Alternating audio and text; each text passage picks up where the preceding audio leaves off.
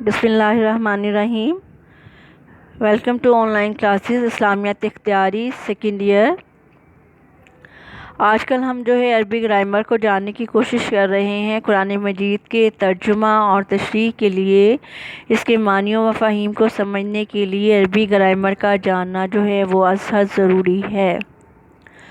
ہم نے اس کا آغاز فعل ماضی معروف سے کیا تھا اور اس کے 3 اوزان آپ کو بتائے تھے، اور اس میں سے پہلے 2 اوزان فعلہ اور فاعلہ سے ہم نے کئی گردانیں آپ کو کروائی ہیں تاکہ آپ ان کے اوزان کو اچھی طرح سے سمجھ سکیں۔ ان دونوں میں فرق کیا ہے کہ ایک کے عین کلمے کے اوپر فعلہ میں عین کلمے کے اوپر زبر آتی ہے اور فاعلہ میں عین کلمے کے نیچے زیر آتی ہے۔ فعلہ اور فاعلہ یہ 2 اوزان یہ زیادہ تر استعمال ہوتے ہیں، لیکن جو تیسرا وزن ہے فاعلہ یہ بہت کم استعمال ہوتے ہیں اور اس سے بننے والے گردانے بھی اور حروف بھی کم تعداد میں ہیں، لیکن اس کو جاننا ضروری ہے۔ آج ہم اس کے تیسرے وزن سے فاعلہ کے وزن سے وہ گردان کرنے کی کوشش کرتے ہیں۔ اس کے لیے کاروما ہاسونا کے مصادر اس سے یہ گردان کریں گے۔ اب اس میں فرق کیا ہے کہ فعلہ میں عین کلمے کے اوپر زبر، فاعلہ میں عین کلمے کے نیچے زیر اور فاعلہ میں عین کلمے کے اوپر پیش آتی ہے۔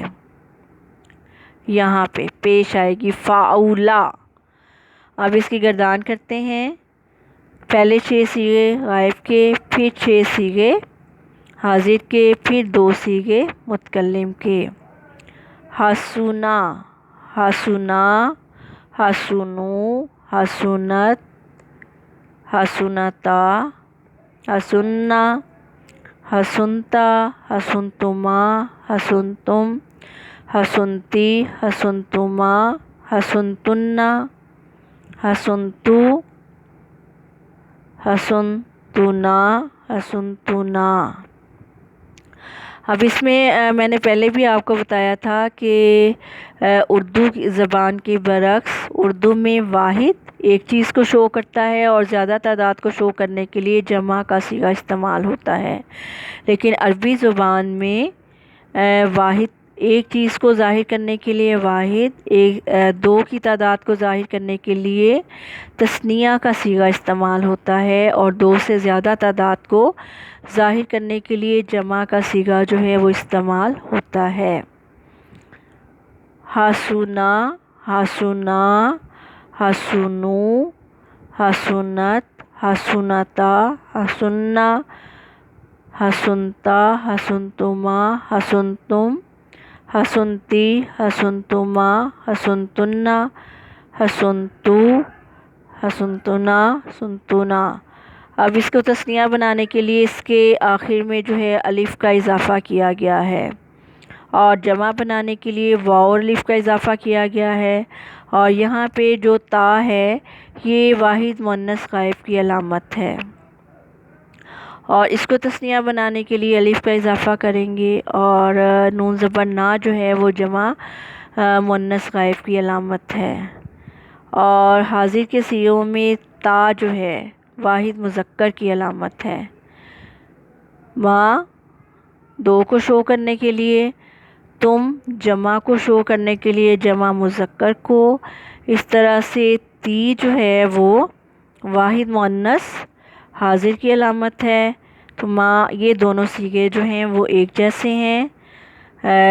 حاضر میں تثنیہ کا صیغہ مؤنث اور مذکر کے لیے ایک جیسا ہی آتا ہے، اس کو یاد رکھا جائے، اور یہاں پہ شد کے ساتھ تشدید کے ساتھ نون آئے گا جمع مؤنث حاضر کے لیے۔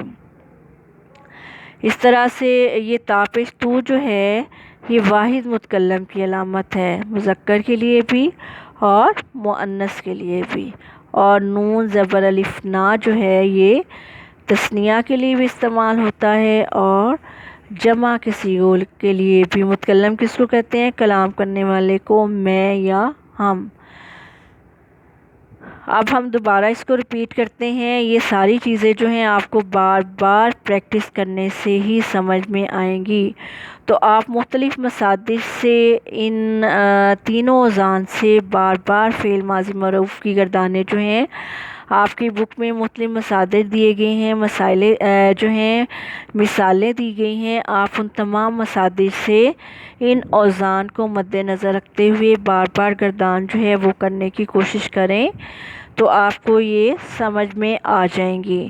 جیسے اگر آپ فعلہ کے وزن پہ کرنا چاہتے ہیں تو آپ اس کے لیے یہ مصادر جو ہیں وہ یوز کر سکتے ہیں، جیسے قاتلون سے قاتلہ، اس طرح سے فتح، اقلا،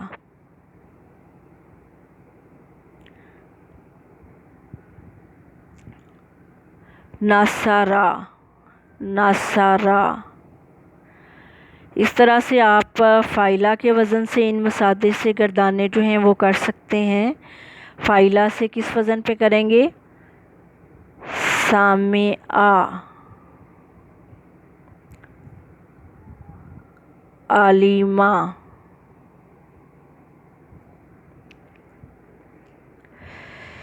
حسیبہ،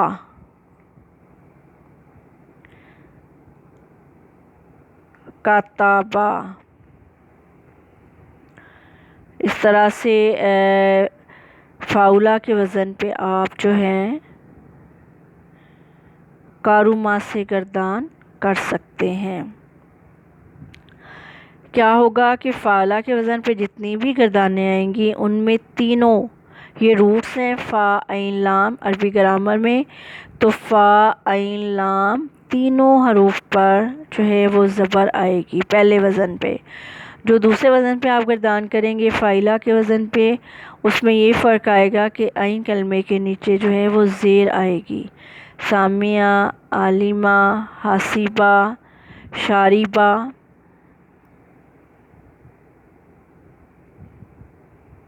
وغیرہ. فاعلہ سے آپ کارما کے وزن پہ گردان جو ہیں وہ کر سکتے ہیں.